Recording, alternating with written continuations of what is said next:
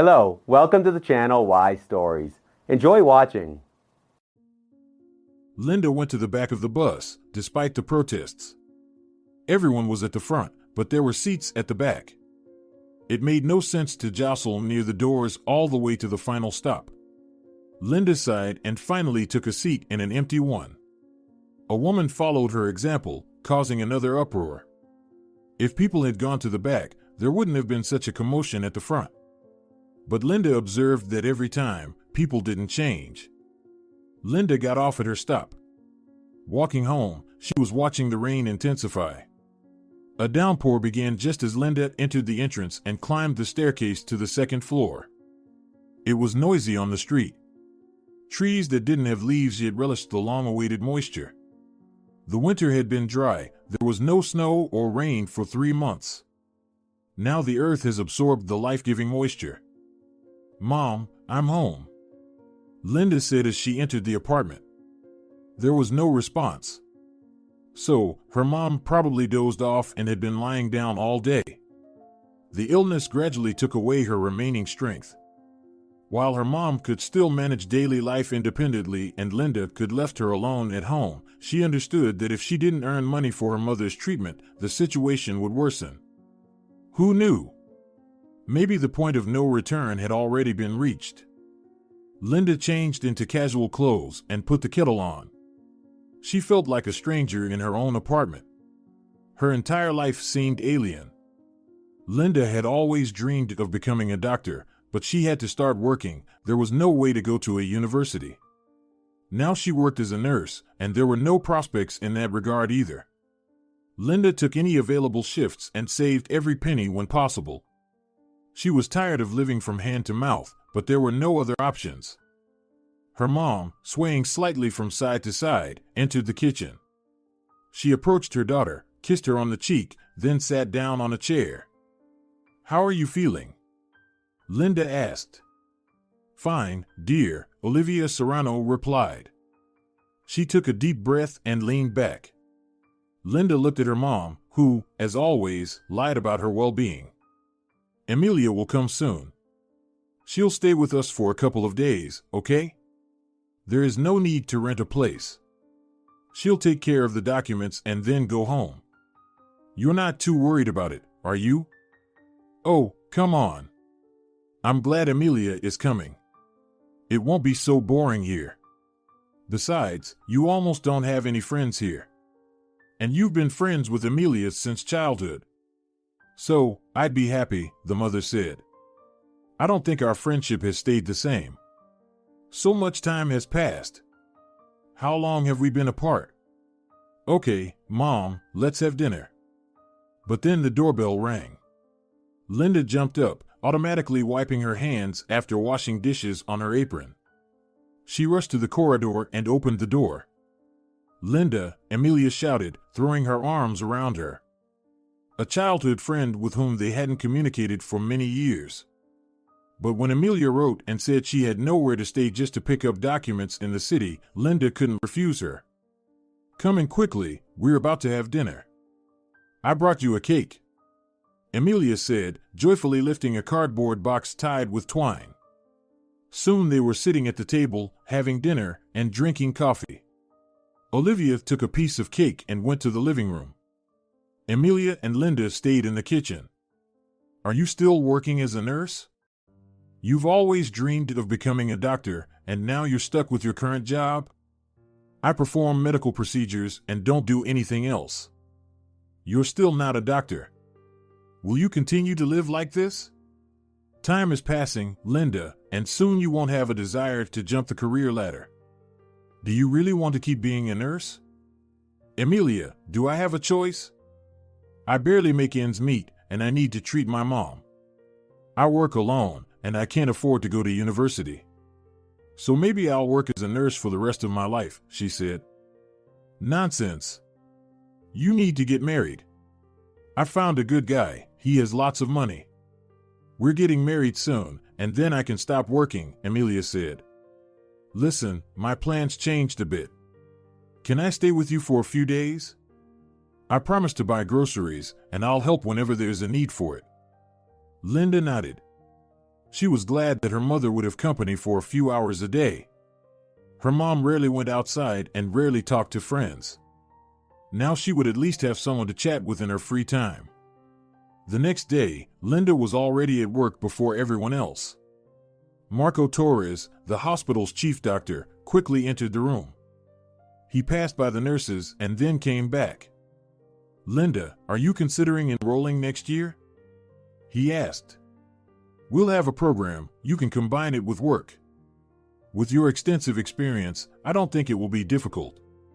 It's harder than studying to be a nurse, of course, but you're smart and clever. I'd like to have such a doctor." "It's unlikely to happen, Marco." "I would love to, but you understand, financially, it's not the best. My mom is seriously ill, and we can barely make ends meet.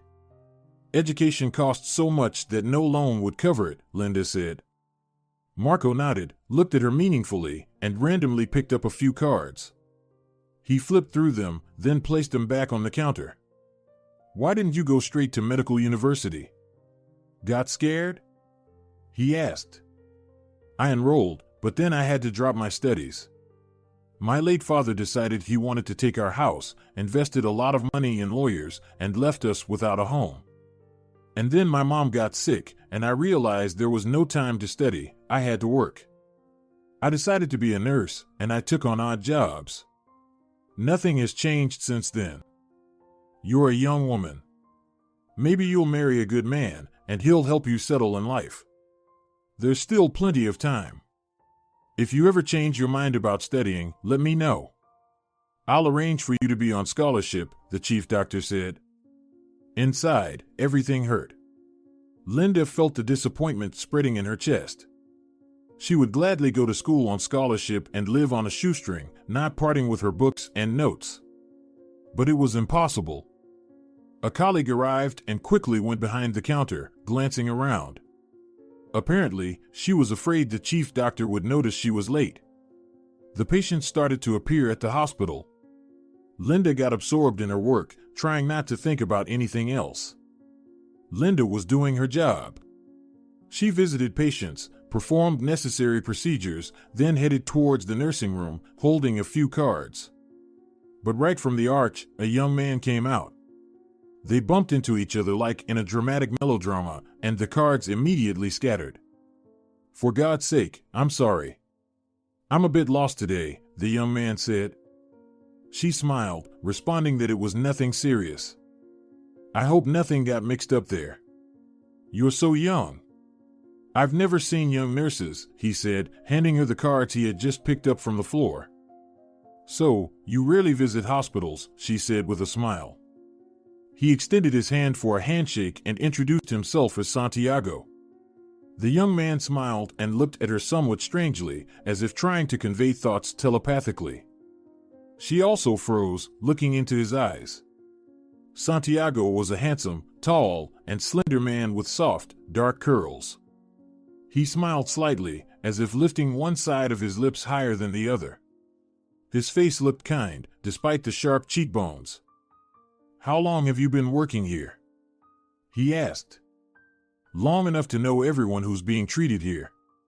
I just finished bypassing everyone. I'm heading to the procedural room now. Almost every day, things here follow the same routine." "And what? Are you on your feet all day long?" he asked. "Well, you could say that. Today, I'll finish in the evening and go home. Tomorrow is my long-awaited day off. I hope everything will be in order," she said with a smile. He also smiled at her, then eventually walked away. Linda was watching him go for a few seconds. Such a cutie. But she couldn't dream about him. A guy like him would hardly notice a nurse like her. Linda went to the nursing room. "Romance at the workplace?" Flora asked. She laughed. "Oh, come on. We just bumped into each other accidentally and had a little chat." "Well, of course. Like in some melodrama." They accidentally bumped into each other in the hospital corridor, and he gazed into her eyes, Flora quoted, then burst into laughter. An elderly man standing near the nursing room shifted his gaze from one girl to another. He was about to be discharged. Flora looked at Linda. I understand your mom is sick, but you can't stay single forever. Sooner or later, you'll have to get married, and that's not the worst option. Just make sure he's not from the venereology department. Flora laughed again. Jokingly, Linda tapped her with a card and then sat down to fill out data on the computer. The girl almost finished her workday. Everything was in order, there were no emergencies. She was glad that she didn't have to stay for the night shift today. Night shifts have been tough lately, with constant problems and emergencies requiring a doctor's presence. How she wished to be that kind of doctor, rushing to help.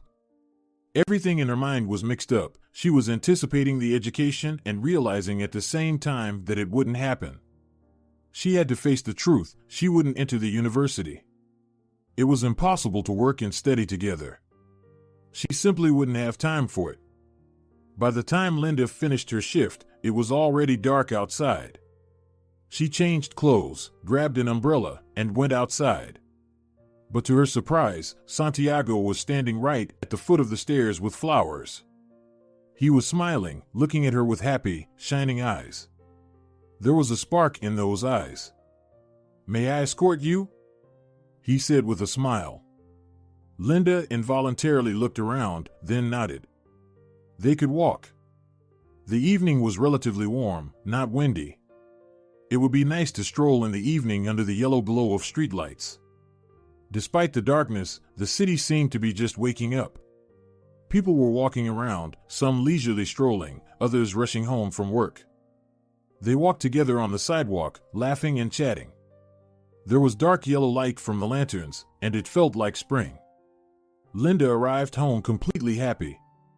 She sat on a chair, just looking ahead, taking off her shoes. It seemed she was in love. In a few days, when Amelia had already left, her mother realized that someone had appeared in her daughter's life. Linda came home a little later and started going on dates. On one hand, Olivia was happy.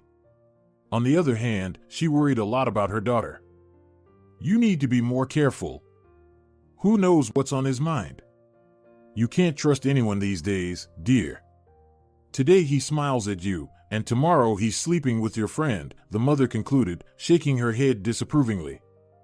Linda was standing near the kitchen counter, brewing herself some coffee to stay alert for the next few hours. She needed to take a break and have a few hours for herself. Tomorrow, she would go to work and then stay for the night shift. She just wanted to read a book, watch TV, or do something insignificant. When her mother voiced her suspicions, Linda turned to her. She jumped in place, seeing the coffee slowly rising. The foam covered the coffee pot like a cap. Linda moved it aside and placed the coffee pot on the stove.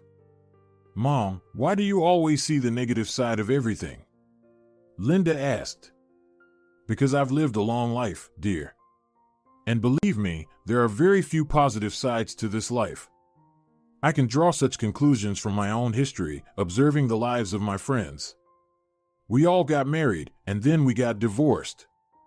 Because all our wonderful husbands suddenly turned into frogs," Olivia said. She was standing near the table, looking at her daughter. It was evident that even this simple action was difficult for her. But the woman forced herself to remain in an upright position, even if only for a short while. She had started to notice that she spent most of the day lying down without energy. It was hard for her to admit that her illness was getting worse. Olivia felt ashamed. She was relatively young, yet her daughter had to support her. She shook her head in disapproval and sat on a chair. Linda poured herself some coffee and sat opposite her mother. "I'm not saying he's bad. I'm warning you to be more cautious. One can notice many unpleasant things at the very beginning. People just refuse to notice them because they are blinded by love. Try to avoid wearing rose-colored glasses and look at the situation soberly. If you notice something wrong with him, it's better to make a decision. People don't change, my dear.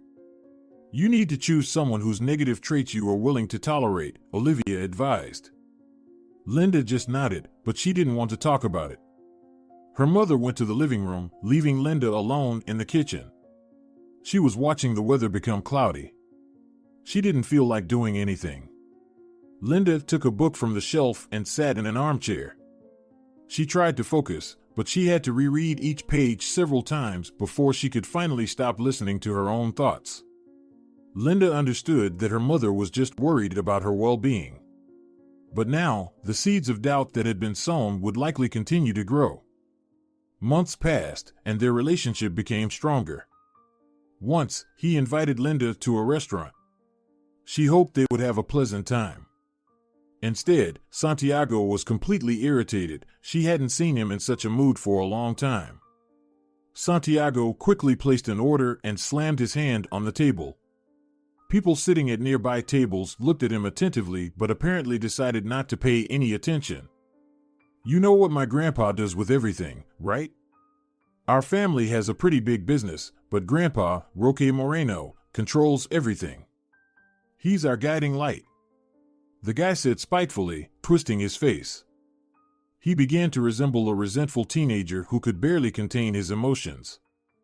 Yeah, you've told me, Linda said with a smile. She hoped that her good mood could lift his spirits. However, Santiago completely fell apart.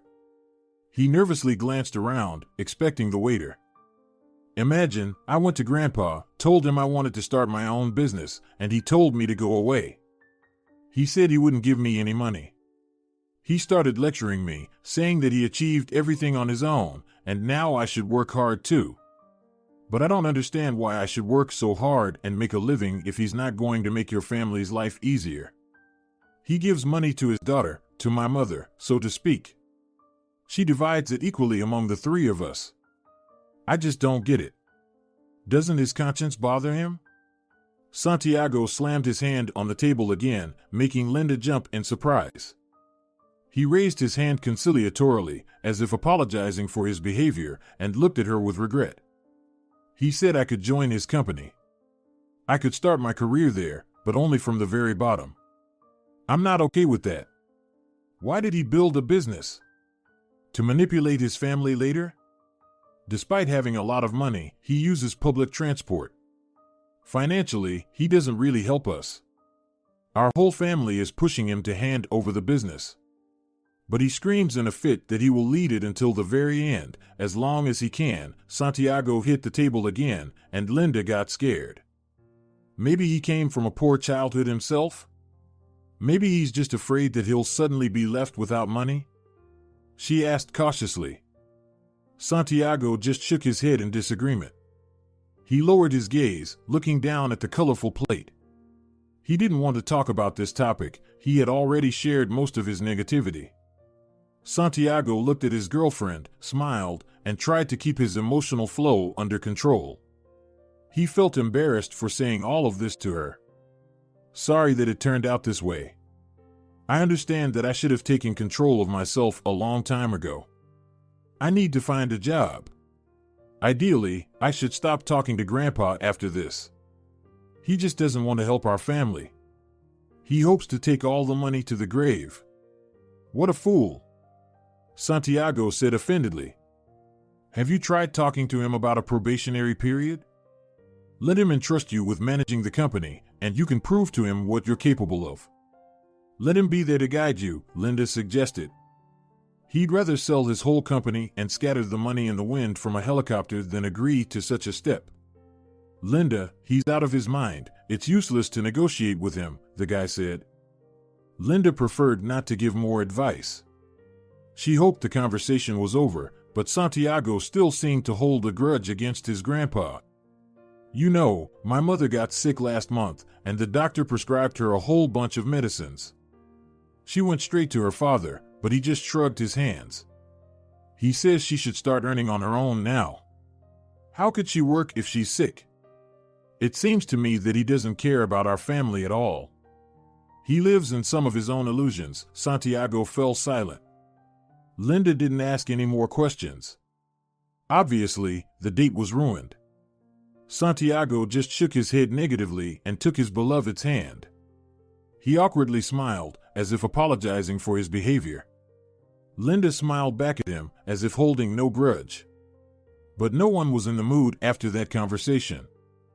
Santiago tried to somehow lighten the evening. He changed the topic of conversation, talking about his future plans. He constantly repeated that he wanted a family and that he was already serious. Linda understood that they were dating too little for a proposal, but for some reason, a feeling warmed inside her that he would propose to her. Surely, if I introduced you to my grandpa, he'd be delighted. He always said I would choose some greedy girl. But you are completely different, modest, kind, and caring. I think he would be happy. Although, if my grandpa can be happy at all, he lives like a rat in a drain instead of enjoying his money. What drives him? Santiago didn't realize how he had returned to talking about his grandfather. Linda could barely endure that evening. Finally, she came home. There was nothing to tell her mother, as there was nothing good about this date. Her boyfriend just complained for hours while they were having dinner. Listen, dear, I've been thinking. Maybe you should sell Grandma's house? Mom, what are you talking about? Didn't you want to move there? Linda said, surprised. Her mother shook her head. She sat across from her daughter, gently took her hands, and then looked into her eyes. Linda, you've always dreamed of becoming a doctor. You wanted everything to be different. Your life went downhill because of me. Mom, what do you mean? Don't interrupt me. It's a well-kept house, not a barn. You can sell it and use the money for your education. Mom. Linda fell silent. Her mother apparently had no idea how much money they actually spent every month. Even if Linda sold the house, even if they managed to live in austerity for some time, the money wouldn't be enough for even half of the tuition.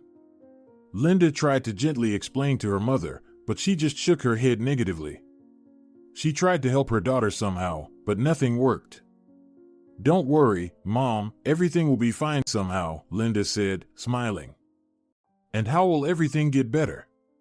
Linda, you will never become a doctor if you don't enroll now. I can't leave you. I can't leave you without medications, without treatment, without doctors. I will never forgive myself if I don't save up for an operation for you. And when you recover, you will go to Grandma's house. You will live there as you always dreamed. You'll make a large flower bed and fill it with roses. You'll sit in a rocking chair, reading books, surrounded by butterflies. Isn't that what you dreamed of? You can't give up your life just for my dream. No, Mom, but I can for your life, Linda said. Olivia burst into tears. Linda embraced her, held her close, and gently stroked her back to calm her down a bit. Her mother cried out of frustration that she couldn't improve her daughter's life. It should have been the other way around. Olivia should have sacrificed herself for life priorities just to improve her daughter's life. But something went wrong. That night, Linda couldn't sleep for a long time, even though she needed to get some rest because the next day she had a night shift. Linda felt like she was completely falling out of reality. The longer she stayed in constant tension, the more she realized the hopelessness of the situation. Her mother was right. If Linda didn't act now, she would never become a doctor. But maybe she should have given up her dream. Maybe she should have just left everything as it is. There was nothing wrong with working as a nurse. She could just let go of her dream, relax, and not worry about it. When Linda came to work, her head was wooden, she slept poorly, and terrible nightmares haunted her. She wanted to sleep badly. Her friend covered for her. Linda lay down in the nurse's room and almost immediately fell asleep. When she opened her eyes, she saw the chief doctor. Not good, he said with a smile. Linda immediately understood that he wasn't angry. Sleep for another half an hour, there's almost no one around. Your friend over there is sitting idle. A bad day, right? Don't worry, the night will be worse. Sleep for now. I just came to check the records. Linda involuntarily smiled and almost instantly fell asleep again. She didn't want to talk about anything. She didn't want to justify herself or make up excuses. She was sleeping, enjoying the moment. When Linda woke up, she found that she had spent 4 hours in the nurse's room. Flora was sitting behind the counter and completely ignored the fact that she was now working alone. "Are you okay? Have a cup of coffee, it will make you feel better. At least your face looks good now, you were really pale," Flora said, handing her a tall glass of coffee. Linda accepted it gratefully. She almost immediately sat down with the cards and checked on all the patients. It felt as if no one had noticed her absence on this lazy day. It was okay, she would probably make up for it tonight. When Santiago suddenly appeared right next to the counter, Linda jumped in surprise. "Linda, I'm leaving for 2 weeks. I need to go urgently." "What? Where?" she asked. "I need to go to another city to sort out my aunt's mess with selling her apartment. It's urgent. I came to say goodbye. I'll call you when I reach the place." She didn't even have a chance to say a word. He kissed her, squeezed her hand slightly, and then headed to the exit. Flora, who had been watching the situation from the side, shook her head disapprovingly. "Your guy is suspicious, Linda. He didn't explain anything properly, didn't warn you in advance, and he even came to your workplace. Probably on purpose, so you wouldn't have time to ask questions. Of course, it's your decision, but at the very least, it's strange. Maybe he's really in a hurry. It's our women's nature to justify men, even though they behave like pigs. And then, after years, you realize that he is indeed a skunk," Flora snorted. "Come on, get ready to take over the shift. It's starting now. I almost went crazy during the last night shift. The patients were coming one after another. The ambulance was constantly running around." Linda nodded. The night shift was indeed challenging. Linda, from time to time, grabbed her phone, hoping that the young man would call.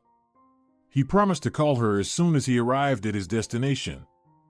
But a day passed, then 2, then a week, and there was still no news from him. He didn't write, and he didn't answer her calls.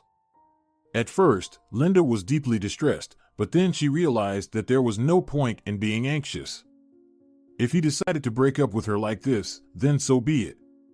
If he had any problems, he'd return and explain everything. Santiago was sitting on a long, soft couch, crossing one leg over the other. He had a treacherously strong desire to put both legs on the coffee table. His mother, who had just entered the living room, looked at him, crossing her arms over her chest. "So what? Do you think your grandpa will be delighted with the upcoming wedding? Are you sure she's the right girl at all?" Malvina Moreno asked discontentedly. "Mom, she's not like anyone I've been with before. That's why you decided not to call or write to her for 2 weeks, right?" The woman asked with mockery in her voice. She smirked, and he didn't like that smirk at all. "You know what your problem is. For some reason, you think you know everything better than everyone else. If you were so smart, you would have taken over our family fortune from Grandpa a long time ago. Instead, we're on a short leash, like purebred little dogs. If you're so smart, go ahead. But I don't think a self-respecting girl will forgive a guy who ignored her for 2 weeks. And if she doesn't respect herself, why do you need such a wife?" Santiago only snorted discontentedly. He didn't want to talk to his mother in such a tone, but she forced him to. These 2 weeks were a test for Linda. If she forgave him after this, it would mean she could forgive a lot. And for Santiago, it was important that the woman be compliant and convenient. If he was indeed going to get married, he needed to carefully choose his bride. Just don't tell Grandpa anything. If he finds out you're getting married, he'll think you're trying to snatch his money for the wedding. Oh, come on, Mom. Is Grandpa really that mean? It's his grandson's wedding. Whether he likes it or not, he'll have to shell out. The young man said cheerfully. You're a fool, Santiago, if you're counting on him. He's not the kind of person who will indulge you. If you tell him, he'll throw a fit, his mother said, sitting next to her son. You want to get married? Go ahead. She lit a cigarette and ruffled her son's hair. Malvina looked wistfully towards the turned-off television. My father has completely lost his mind with his money. When he started his business, I was very young. I dreamed that everything would be fine for us. Even when my mother got seriously ill, he didn't give a penny. He holds onto his money as if he will take every penny to the afterlife. I understand it was hard for him to earn that money. But we're not planning to squander it. I will never forgive him for not giving me money for my treatment. And I will never forgive him for not getting my mom out of the hospital bed. Malvina said, I thought maybe we should start our own business. Or hit Grandpa on the head, take him to the forest, and leave him there. The young man said and burst into laughter. Malvina laughed. She ruffled her son's hair again, then got up from the couch and went to the window. The woman turned the handle, then blew smoke directly out of the window. He looked at his mother and understood how much she was upset about her father's behavior. After all, she will never forgive him. It was strange that Roque, literally with one foot in the grave, didn't even try to improve relations with his relatives. He fell out with everyone over his money. Who will pray for him? No one. And you don't talk to him either. Does he want to live separately? Damn it. I don't want to deal with him anymore. When he gets older, let him pay for his own caregiver. I won't come to him for any favors. Malvina declared. Santiago nodded. In fact, he was planning to come to his grandfather soon to talk to him about the upcoming wedding. Unlike his mother, Santiago believed that Roque would definitely be delighted. Especially since, after a series of flashy girls, he finally chose a worthy match. I want you to meet her. I'm not particularly eager to arrange this meeting. Do you think I'm going to like her? I doubt it. You have terrible taste in women. You used to date some arrogant girls, and now a gray mouse, his mother said. Santiago didn't tell his mother anything more. He was planning how he would communicate with his girlfriend after such a separation. But first, he decided to go to his grandfather. Santiago arrived at a small house where his grandfather lived. He didn't just live here, he inhabited it, as the house was almost abandoned. Despite having a pile of money, his grandfather didn't even try to improve his own living conditions. He hoarded every penny and led a pauper's lifestyle. Despite his mother's pleas, Santiago was sure that his grandfather had long lost his mind. However, he tried to be friendly with him, hoping that the grandfather would leave him an inheritance. Who knew? Maybe this person wasn't completely crazy. Santiago had just entered the house when he heard his grandfather grumbling. Wipe your feet. What, came for money? No, of course not, Santiago said. Oh, of course. Your whole family is just trying to squeeze money out of me, the old man said in a disapproving voice. Santiago rolled his eyes. It was already clear how their conversation would go. The young man smiled. He wanted to appear friendly and calm. However, the grandfather didn't want to stop. The young ones only want to squander other people's money. You're already an adult. Why don't you start your own business? You don't want to work for me. You don't want to open your own business. What do you want from me, then? I came to tell you happy news. I've decided to get married. I wanted to invite you to meet my fiancée, the young man said. Ah, so you came to beg for money for the wedding? The old man croaked, then spat on the floor. Santiago recoiled in surprise. He did not expect his grandfather to react like this. Give him money for the wedding. All you want is to stick your hands into my pocket. The grandfather rolled his eyes. I'm working really hard, and all you want is money. No one wants to work. Santiago froze. He didn't know how to continue the conversation that had gone wrong from the very beginning. I don't need any money for the wedding. What? Does your girl want to take all my money? Or what? You probably married a fool just like yourself. All you want is money. No one wants to work. The old man exclaimed. She's a good and kind girl. She works as a nurse, taking care of her sick mother. She's not one of those who only need money, Santiago said conciliatorily. They all say that. Everyone says they don't need money, and then all they do is beg for money. Get out of here!" the old man shouted. Santiago didn't argue. His grandfather clutched his heart and sat down on a chair. The young man wanted to approach him and help, but the old man briskly dismissed him. Santiago decided not to talk about anything else. He simply left the house and headed to his car. He bought a large bouquet of flowers and went to his beloved. He swore and pledged that he simply couldn't call.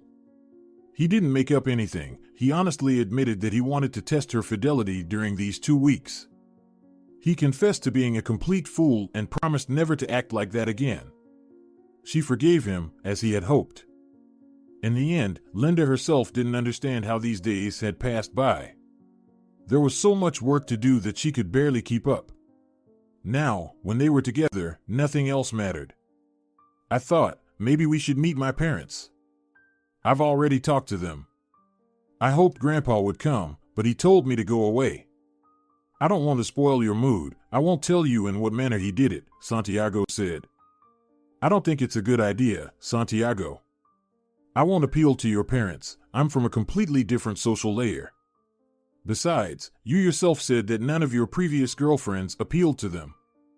Why do you think I would?" She replied, "Yeah, I don't care whether they like you or not. My attitude towards you doesn't depend on that. I love you. Everything is fine between us. I just want us to follow the formality. Understand? After all, we're moving towards more serious things, right?" he asked with a smile. She smiled awkwardly but didn't say anything more. He smiled, hugged her tightly, and pushed her onto the bed. They both looked at the ceiling and spoke in hushed voices. "Someday, we'll get married anyway. I want everything to be right. Do you understand?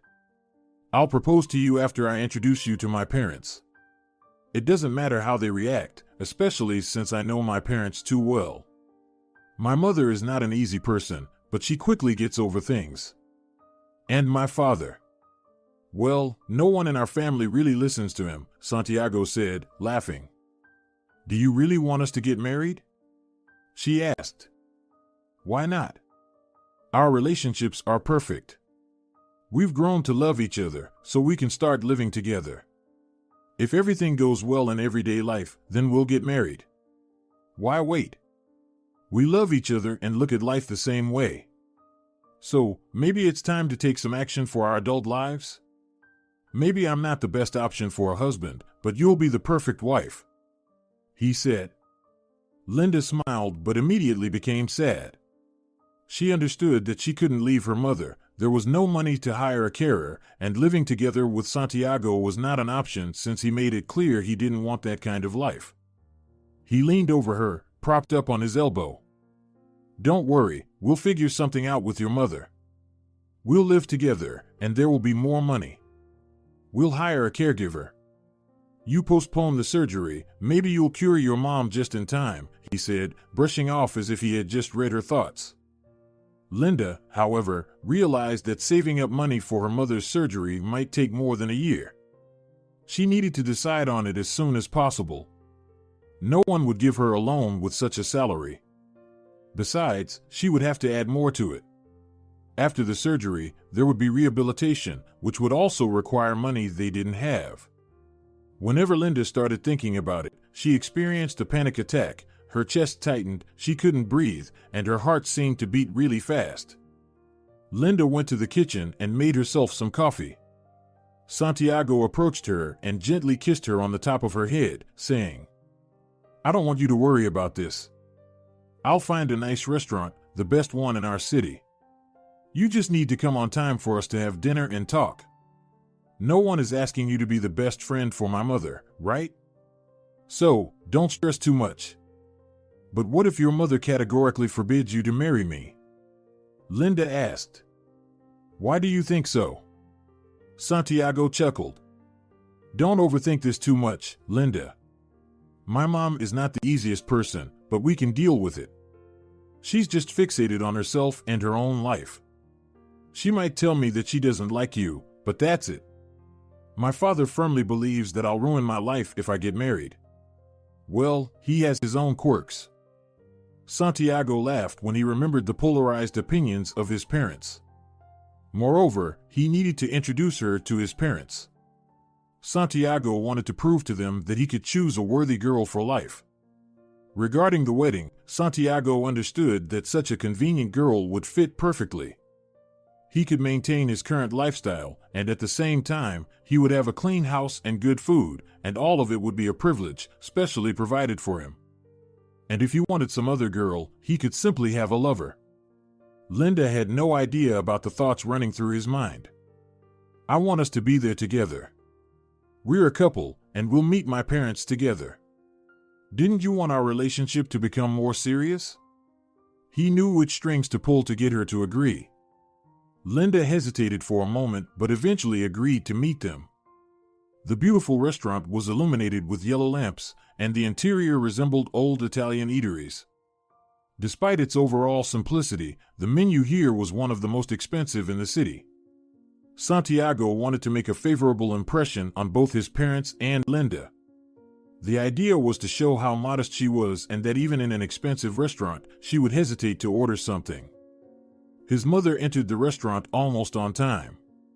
She tossed her coat to a man, then quickly headed to the table. Her expression was irritated, and she kept biting her lips. If Malvina behaved like this, it meant that nothing good could be expected from the meeting. Your grandfather went to the notary. I have no idea where he is going now. You know, he changed his will. But this old bear is not planning to tell me who gets what. Malvina, don't flatter yourself, David Iglesias shrugged. What? Don't flatter myself. Is it my fault he's my father? While he was saving every penny, I was burying my mother. And after all that, I won't get anything? It's easier to sit and wait than to try to get anything from him. Malvina said. Santiago looked at his watch. His girlfriend still had 15 minutes to arrive on time, but for some reason, she didn't even call. He had hoped until the last moment that she would come on time. Well, where's your princess? Santiago, if I knew we'd have to wait for her, I wouldn't have rushed so much. I arrived on time, and it never happens, she said. If only you were late for our first date, my whole life would be completely different. The man chuckled. Okay, David, let's divorce. Stop whining. Malvina snapped. Meanwhile, Linda was on the bus. There was little time, but she was sure she would make it. As soon as the bus stopped, a disheveled, frightened girl burst into public transport. Her eyes seemed bigger, hidden behind thin, light strands of hair. Old man is dying there. The old man is dying at the bus stop. Help! The girl screamed. Linda rushed out onto the street and saw the old man. The elderly man, leaning to one side, was breathing heavily. He gasped for air, but his chest seemed not to rise at all. Linda took out her phone, quickly called an ambulance, and then started to help the old man.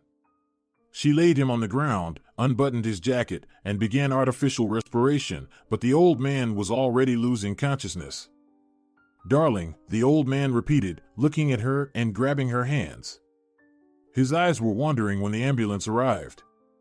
Go with me, darling. Linda broke free from his grip. They laid him on a stretcher and put him in the ambulance. Antonio, who was on duty today, wiped the sweat from his forehead. I'm sorry, I can't go with you. Darling. The old man repeated. Linda, you don't need to go with us. Were you going home? Go, we'll handle this ourselves. Why would you go with him? He'll recover and won't even remember your name, Antonio said. He shook her hand firmly and jumped into the ambulance. The car, signaling brightly, maneuvered swiftly between cars. Linda was standing as if rooted to the spot. She came to her senses, looked at her watch, and realized with horror how much time had passed. When she burst into the restaurant, everyone was already dissatisfied. Plates were on the table. They had clearly finished the meal. The woman sitting to the right of Santiago scowled in dissatisfaction. Honey, if you're meeting with parents, you can't be late. This is not just a date. If your parents didn't teach you to be punctual, it's not our problem. I always knew my son wouldn't be able to find a good girl. Now we have a disaster." Malvina rolled her eyes, saying, "Seriously, where were you? You've never been late, and now—" An old man at the bus stop suddenly felt unwell. I rushed to give him first aid. I called an ambulance. And what? Should I have left him to die? If he's too old, you could let him die. Why are you so worried? He won't even remember you when he recovers. Besides, he seems to have lived a decent life if he's unwell at a bus stop. Maybe this is his last stop, David said and laughed. The girl just stood in shock. She didn't understand what to say to these people. Even if she had 10 attempts to guess what they would tell her, Linda would never have guessed it would be about this. Do you meet your boyfriend's parents every day? Do you get a man like our Santiago every day? And can't you revive people in your hospital every day? You need to set priorities right, dear, Malvina said with contempt. We'll go outside now, talk, and then come back. Can't you at least wait here? Linda was sitting in her place, lowering her head and trying to hide her tears. Nausea was rising in her throat as she had too many emotions inside her. She didn't know how they would be so cruel to her just because she saved a person at the bus stop. So what if the old man won't remember her? Should she have broken up with him? Linda closed her eyes, almost crying. She leaned back and tried to focus. Please pay the bill, the waitress said, approaching her. What? Emerging from her own thoughts, Linda asked. I said it's time to pay the bill. Everyone has already left, and you're the only one left. Are you sure everyone has left? Linda asked, frightened. I am absolutely sure. Are you refusing to pay? I can call the police, the girl said arrogantly. I'll leave you alone for a few minutes. She stepped aside. When Linda opened the bill, she was stunned by the numbers. She didn't spend that much money in a week.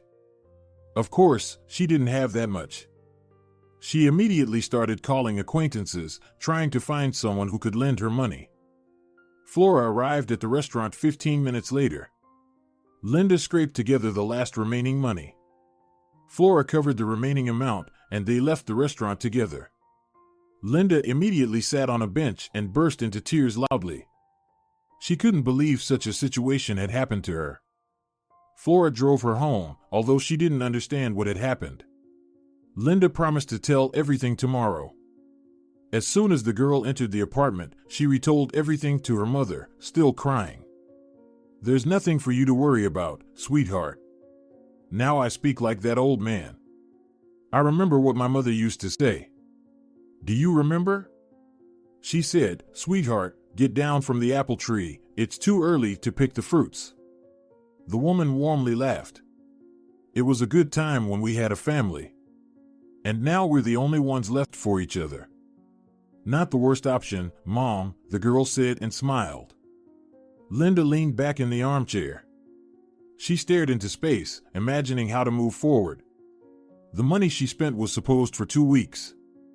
She would have to dip into her savings to somehow get by. Linda looked at her mother. The woman struggled to get up from the bed and looked at her. Maybe I should go to a hospice. You won't be able to build your life as long as you have such a burden on your shoulders, the woman said. Mom, what nonsense. What hospice? It's a place for hopeless people who are unwanted by their own relatives. I love you, we'll overcome everything together. Don't say such things anymore.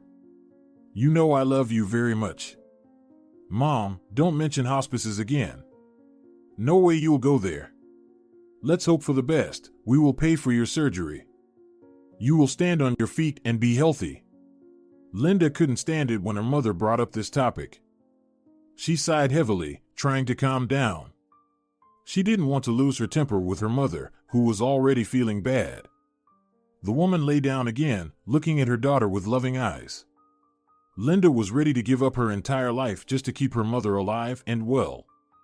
She needed surgery, but they couldn't do such an operation in their native country. To go abroad, they needed much more money. When Linda started calculating the total amount of money needed, she soberly realized that she couldn't earn that much as a nurse. Think about it yourself, maybe it's for the best. You haven't had time to build long-term relationships, you haven't had time to get married, and you already understand what kind of person he is and what his relatives are like. Maybe it's for the best? The mother asked. The girl waved her hand, but tears streamed down her face. She wiped them away with her palms without embarrassment. I just didn't expect them to make me pay such a bill. You know, Mom, I actually thought he was the perfect match for me. I fell in love like a fool. I even forgave him for his 2-week absence. I feel completely stupid, she said, displeased. Linda looked out the window. It was already completely dark. Even the street lamp in the yard had stopped glowing. She went to bed but couldn't fall asleep for a long time. She had a night shift, she couldn't just toss and turn. Linda felt that the longer she delayed it, the worse it would get. She had to call Santiago tomorrow and tell him that their relationship was over. Linda woke up on time, just a few minutes before the alarm. She turned off the phone alarm and went to the kitchen, where her mother was already up. She prepared breakfast and placed it on the table with a self-satisfied look. See, I can still do something. I'm in such a good mood today, the weather is wonderful. I'll call Ariel and ask her to come over. We'll sit by the entrance and chat, she said with a smile. Linda was glad to hear that her mother was in a good mood. After all, she should at least derive some pleasure from life. Lately, Olivia has often talked about hospices, about some home for the sick where she would be taken care of. But Linda herself was afraid of all these things. She would never let her mother go to such a place. Linda went to work in a good mood. Despite what happened yesterday, she wasn't going to let it ruin her day. Besides, today would be a preventive care day for the elderly, so there would be enough work. We need to keep up our spirits so we don't collapse by the end of the day. Flora dragged her into a small room next to the wards. She was horrified to hear what had happened. There were many people. They decided to talk while setting up IVs for the patients. Imagine, I saved an old man at the bus stop. I waited until the ambulance took him away. During that time, they had lunch, behaved rudely with me, humiliated me in front of everyone in the restaurant, and then left, leaving the entire bill on me. I didn't even eat a crumb. Linda said. They didn't even notice that they were standing in the ward of the same old man she had saved. So it was you who saved me? God bless you, dear. I don't remember much. Who deceived you like that? The old man asked, frowning. He began to gently hold her hands, thanking her for saving him. I was dating a guy, Santiago. He wanted to introduce me to his parents, so he invited me to an expensive restaurant. I was initially afraid to go there because they seemed to be wealthy, and I'm just a simple girl. I was terribly worried, and in the end, he treated me like that. Can you imagine? I didn't even eat anything there. I had to give away money, now I'm left with debts. Now my sick mother and I have nothing to live on. Damn scoundrels! Exclaimed the old man. You don't need such relatives. You should be happy that you understood what kind of person he was from the start. And don't worry, damn them. But then the door swung open, and Santiago, Malvina, and David entered. Linda was simply stunned. When the old man stared at his savior and then at the people who entered, he understood everything. So, you wish I'd be dead, right? Is this how you value human life? Santiago, I thought you were different, not like your parents. Beg for forgiveness however you want. Until this girl forgives you, I won't give you a single penny. The old man roared. Everyone was still. It felt as if no one was even breathing. Linda shifted her gaze from the failed relatives to the old man whose life she had saved. At that time, she had no idea who he was. Miss, please forgive me, I was too harsh, Malvina said without much enthusiasm. The others remained silent. Linda stormed out of the room, and Santiago hurried after her. Do you even realize she had to borrow money? She works alone in her family, supporting herself and her sick mother. She could spend the money she spent on you at the restaurant for 2 weeks. And you just feasted there. Flora said disapprovingly. She should have come on time, Malvina snapped. Yes, indeed, she should have left the old man dying at the bus stop just to please Malvina. Malvina, I couldn't stand you since childhood. You are just like your mother. The old man said discontentedly. Don't you dare mention my mother at all. If not for you, she would still be alive. You did nothing to save her life. You had the money to pay for her operation, but you held back. Are you satisfied now? Malvina yelled. Stop yelling, you're in the hospital. Your father is seriously ill, he had a heart attack. Don't unnecessarily stress him out. Flora bluntly interrupted. Don't interfere. Some random girl wants to teach me about life. Malvina protested. Don't worry, my daughter couldn't care less whether I survived or not. It would suit her if I croaked at that bus stop. They would gladly divide the business. This whole family is just waiting for me to kick the bucket. In the meantime, Santiago hurried along the long corridor and managed to take Linda's hand. Linda turned sharply, looking at him with a disappointed gaze. When he saw how much pain was in her eyes, he involuntarily stepped back. I couldn't disobey my mother. It was her idea for us to leave, and you stayed and paid for everything. She wanted to teach you a lesson, you know? Tell the old man that everything is fine between us. Tell him that you forgave us. Then we'll all talk with you together, Santiago said cautiously, choosing his words. She was just stunned.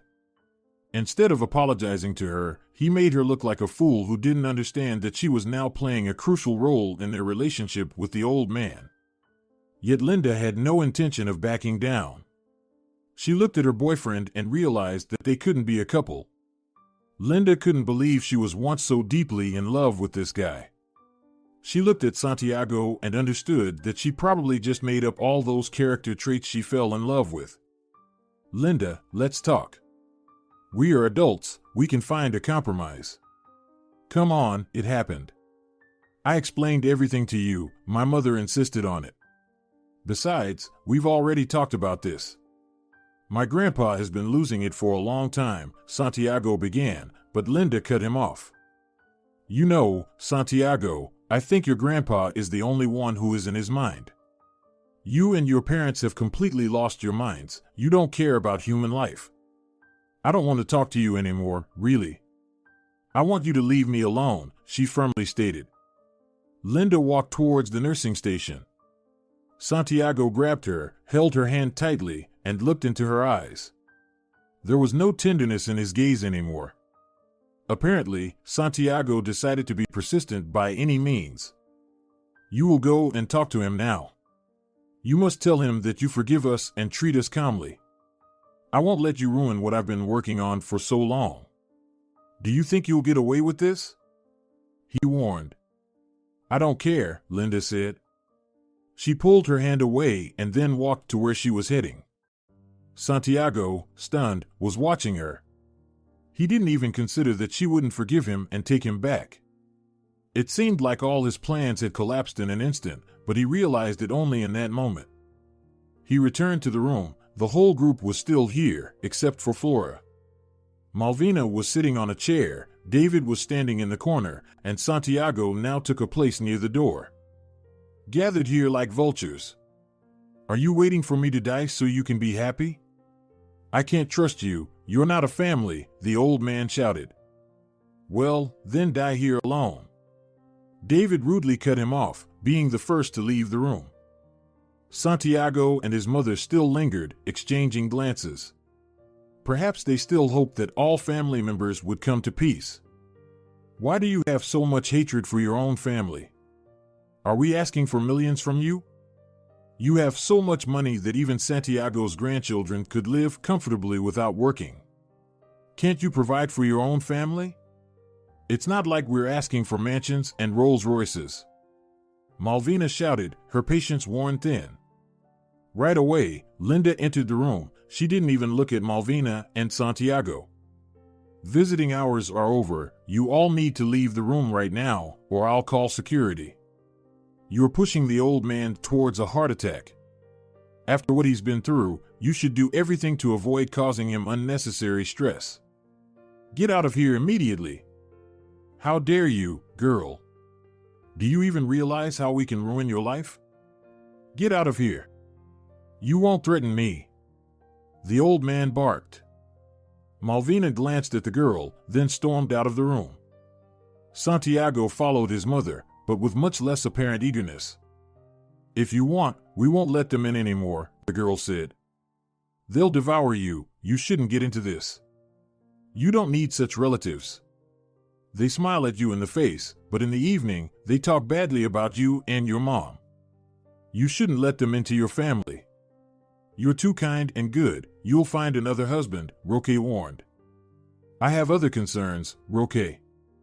What concerns could you possibly have at your age? The old man smirked. I dropped out of university. I always dreamed of becoming a doctor, and now I work as a nurse. I save every penny to get my mom the surgery she needs. I'm not in the mood to have affairs right now, she said with a sad smile. Excuse me, but I need to check on the patients. She smiled slightly and then left the room.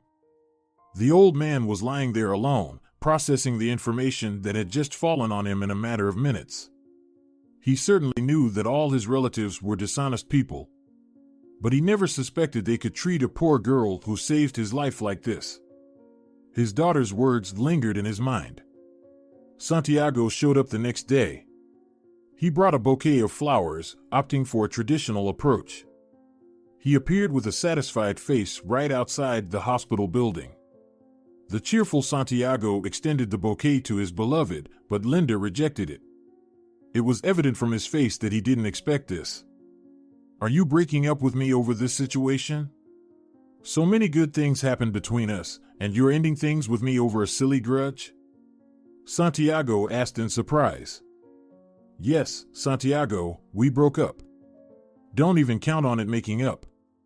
You're driving a wedge between us just to get your grandfather's money. No, I don't need any money, Santiago said. Then let's go to him. Officially tell him you don't need the money, then we can be together, Linda said. Santiago involuntarily stepped back, his face twisted in displeasure. Linda laughed. Everything was clear. The old man was right. One shouldn't get involved with these people. She shook her head in disapproval, descended the stairs, and headed towards the bus stop. He'll die soon anyway. My parents will calm down. You and I will open a business somewhere else and move away. With this money, you'll benefit too. You can cure your mom. What's wrong with that? Santiago asked. Once you get the money, you'll be gone. It's over, Santiago, she firmly said. Linda jumped on the bus, and soon, only a faint scent of her perfume lingered, quickly carried away by the wind. Sitting on the bus, Linda was looking at the evening city. She thought only about going home and spending time with her mother. Her mother tried to get up more often. The treatment was showing results. Of course, it masked the illness, but it didn't cure it. She urgently needed to pay for the operation. Linda considered various options in her mind. It was a pity that selling the house wouldn't solve the problem. Linda dreamed of her mother getting better and of how she would move to her beloved grandmother's house. She dreamed of visiting her mother and seeing her happily tending to the garden. Everything would be perfectly ideal if it could be called life. Linda continued to go to work. She checked on patients and fulfilled her duties, but mentally, she was always beside her mother. The doctor recently told her that the operation was needed within the next year. If she couldn't miraculously find the money, her mother's surgery would be in vain. Every evening, Linda fell asleep with tears, well aware that there was nowhere to get such a huge amount of money. Are you still mad at me? The old man asked when she entered his room. Roque sat on the bed, holding a book in his hands. Next to him was a long notebook with phrases that he wrote down. She involuntarily glanced at it, then smiled. Linda had never had grandparents. Her grandmother and grandfather died a long time ago. She was so little that she only remembered her grandmother. She outlived her husband by only 4 years, and they lived alone with her mother. No, of course not. I'm glad to see that you're gradually recovering. I hope you'll feel much better soon. When they discharge you, please stick to the doctor's recommendations. Pedro Fernandez is an excellent person. He certainly knows what he advises. You would have been an excellent doctor, too. Perhaps, I don't know. I have dreamed of becoming a doctor since I was 10. I wore a white coat, which, in reality, was my mom's blouse. I imagined treating everyone. Sometimes it seems to me that our childhood dreams never come true. I got into college on a scholarship, can you imagine? She unintentionally sat on the edge of the bed and looked at her own hands. She hadn't told this story in a long time. Everyone praised me. I was the first in terms of points. I still remember the professor saying I was the best in the class. I had already been trained as a nurse. Consider me ready-made staff. I thought it would be easier for me to study. But then my mom got much worse, and I had to drop out and start working. So, that's why I'm here, she said. Can't you go to university while working at the hospital? I can. The chief physician even says he might arrange it in such a way that I'll get a scholarship. But think about it, studying medicine is not easy. I'll be constantly in classes, and with the workload I have now, there won't be time. It means I won't be able to save up for my mom's operation. It means we won't have enough for food. It means my mom will be without medicine. Too many reasons to stop dreaming about it. Linda shook her head negatively. She forced a smile and said, You know, my life isn't the worst. People sometimes deal with much more complicated problems. Maybe it's for the best. You just have to forget about your dream and move on. I hope they discharge you soon, she said with a smile. Linda left the office, but he stopped her. I will help you become a doctor. I'm willing to support someone like you. You don't need money or anything.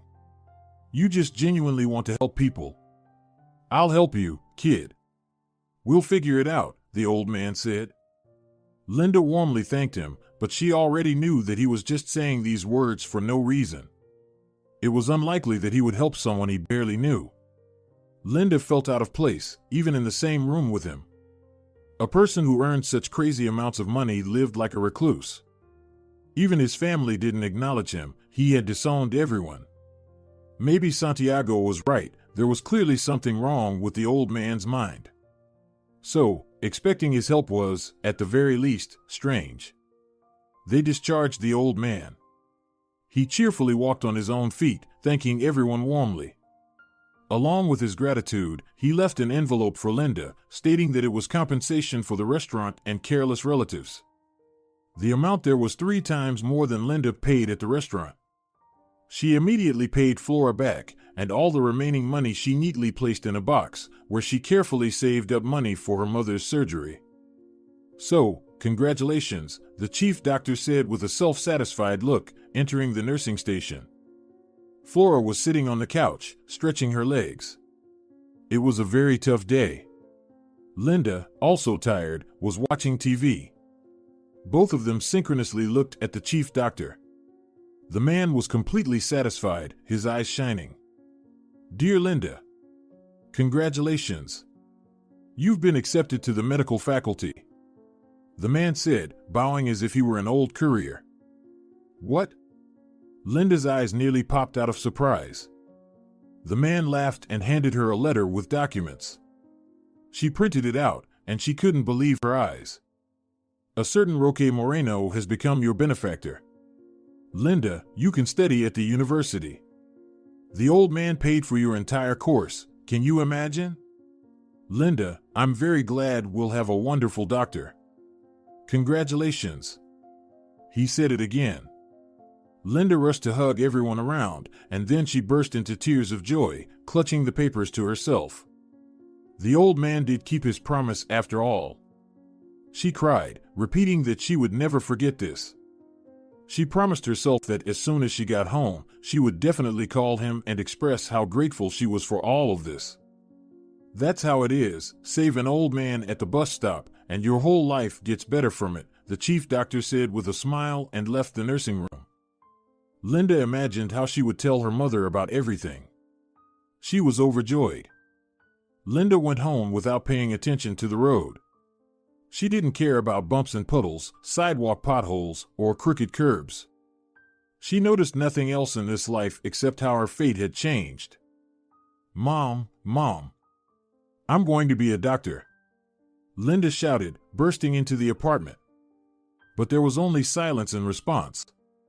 Linda felt a stone in her chest from fear. Everything inside her bubbled, and she swallowed hard. Without even taking off her shoes, she peeked into the living room, afraid to see her mother lifeless. In any other case, her mother would have definitely answered her. Linda constantly reassured herself that her mom felt better. Maybe she just went downstairs with a friend. But then Linda found an envelope lying on the table. Her mother was nowhere to be seen. In the envelope, there was a note. "Here's a card for you for the first time. If you don't splurge, it will last for a year. I'm glad to know that I changed your destiny. We need to help people like you because there is no justice in this world. I sent your mom for treatment. She's already on the plane." Linda was nearly shocked. She had forgotten that she was sitting in the living room, fully dressed. She was staring at one point, trying to digest what had just happened. Linda looked at the note again and quickly dialed the phone number handwritten on the envelope. When she called, she tearfully thanked the old man. "Don't tell me so many grateful words. You saved my life, dear. Be happy and live as you want. Hopefully, I'll come to you as a patient someday. You'll be a great doctor. You've got golden hands. I've paid for your mom's treatment and rehabilitation, so everything will be fine. Live and be happy," the old man said. After everything Santiago had said, the girl was in complete shock at how the old man helped her. Essentially, he was a complete stranger. Linda was crying on the couch. Without her mom in the apartment, it felt lonely and empty. But now everything would change. Her mom had a chance to live. And Linda's own life would be different now. Months passed. Linda was at the airport, scrutinizing every face. It felt like all these people looked alike. Linda was extremely anxious. She couldn't get herself together. She had already crushed the bouquet in her hands. Her legs trembled with impatience. And when she suddenly saw her mother's face, she rushed towards her. Her mom looked healthy, rosy, and happy. They hugged each other and cried, realizing how much their future had changed. Not long ago, they were sitting in the apartment, crying, realizing that everything was hopeless. And now Linda would become a doctor. Her mom received the necessary treatment. The surgery turned out to be more than successful. Rehabilitation went faster, and the woman was able to return home 2 weeks earlier. When they returned to the apartment, the woman was very surprised. In these 6 months, Linda had done a light cosmetic repair with her own hands. It was enough to make the apartment look great. "Mom, I've also put things at home in order. I just wanted to tell you that I've decided not to stay in the apartment. I want to spend the remaining years surrounded by flowers in my greenhouse with a dog. I'll definitely get a dog. Now I'll allow myself everything that I denied for so many years," she said cheerfully. "I'll return to my remote work. There will be enough money." Her mother sat on the small couch and looked attentively at the place where she had spent the last few years. She hadn't thought that she would ever leave the apartment. All she wanted was for her daughter to finally be happy. After all, the woman was most concerned that she was ruining her young daughter's life. "How are your studies?" her mother asked. "Wonderful. Truly, Mom. I can't believe I did it. I'll be a doctor. I have just a little bit left. The years will fly by unnoticed, and I'll stay in the same hospital. Can you imagine? Lord, how difficult it is to organize everything in my mind. I have to combine work, but I can only go for my shifts. Everything is so good. Linda couldn't focus on anything. They sat in the kitchen, telling each other how everything would now change. Years passed. Linda arrived at her grandmother's house, where her mother now lived. A little black Pomeranian dog rushed to the gate, barking loudly. "Look, you're so active," Linda said, picking up the dog. The dog immediately began to lick her face. Her mother came out and hugged her tightly. She wore a thin floral dress with thick gloves on her hands. Probably, she was again busy with her flowers. "Viola brought such wonderful flowers. I just can't believe it. Beautiful. Red as burdock," her mother exclaimed. "I didn't know that burdocks are considered beautiful to you," Linda said, and then burst into laughter. The dog raced between them, slipping between their legs. Her mother laughed too, then led her into the kitchen. The air smelled of apple pies and pleasant scents of cinnamon and dough. It felt as if life had come to a standstill. Linda was happy to see her mother completely happy. The woman smiled, looking at her. "When was the last time we saw each other at the funeral?" her mother asked. "It's a pity about the old man, really. Roque turned out to be a good person, but his family created such an unpleasant reputation for him that it's unbearable." "They didn't even come to the funeral," the woman said with regret. After she returned from rehabilitation, she moved to the house, and the old man often came to her as if she were his own daughter. He ate pies, drank coffee, and chatted, leaving money for himself. He said that he needed to plant some evergreen plants. So the spruce remained to grow, although the old man himself was no longer alive. They said he went to sleep in the evening, and in the morning he simply didn't open his eyes. After the old man died, monstrous quarrels began. It turned out that he had transferred the company to his friend, with whom they did business together. That friend divided it among his sons, and the company flourished. So, the old man made the right choice if he wanted his business to live even after the death of the founder. He split huge bills. One of the bills he left to his savior and her mother, with whom he spent so much time. He even learned to plant flowers, something he had never done before.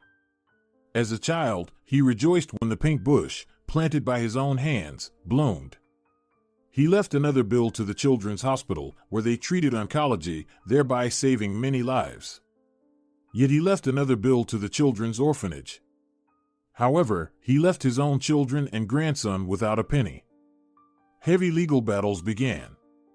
Malvina, David, and Santiago tried to reclaim all those bills. However, since the will was written while the old man was of sound mind, nothing could be done. The funeral was modest, just as the old man had always wanted. It's a pity that the closest relatives never showed up. After the funeral, Linda immediately left for the largest conference, where she stayed for 4 months.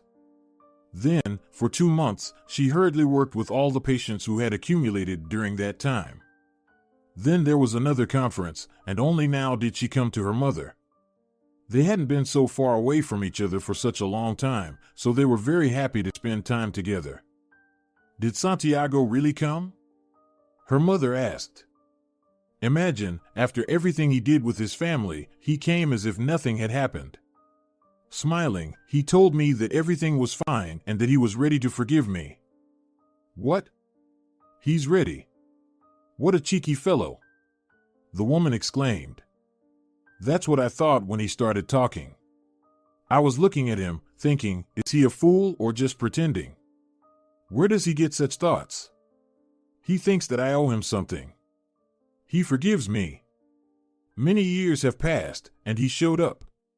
He's changed. I didn't even recognize him at first. He became bald, his belly has grown," the girl shrugged. "As far as I know, he still lives with his mother. Such people can't get away at all. See, and you cried over that situation in the restaurant. How well everything turned out." "Fate protected you," her mother said. Linda agreed with her. In the evening, she planned to go home because she would be going to work tomorrow. She wanted to spend as much time at the workplace as possible. After all, she loved the hospital so much, where she had continued to work. Despite Flora remaining a nurse, she and Linda remained close friends. Even during the challenging times when Linda was torn between work and study. In the morning, Linda went to work. She was in a great mood, humming a song. Today, she would have enough patients to prescribe treatments. How many years had she worked after her studies? Linda felt immense gratitude towards the old man who changed not only her life, but also her mother's life. Linda parked her car, got out, and headed towards the hospital. The glass doors opened, and she greeted everyone she saw with a smile. "Linda, would you like to come to my office?" The chief doctor asked. "Although, let's do it publicly. I've already asked them, and they are more than willing. Will you go to the department head's office?" Linda was simply stunned by what she heard. She nodded in agreement, and the doctor rushed to hug her. "Oh, I was afraid I would have to persuade you." "Excellent. After work, come to my office, and we'll discuss the details." I was afraid I would have to look for someone after Giorgio left. Flora hugged her and gave her a tight kiss on the cheek. The other doctors hugged her and patted her on the shoulder encouragingly. Linda could see that they were happy about it. She hadn't even expected to take such a position so early. Well, she really wanted to become the head of the department. Someday, maybe in the next 10 years, she would become the chief doctor. But even if she stayed in her current position, she would be happy. That evening, she would once again look up at the sky and thank the old man for such a life-changing opportunity. If you're enjoying it as well, leave a like and subscribe.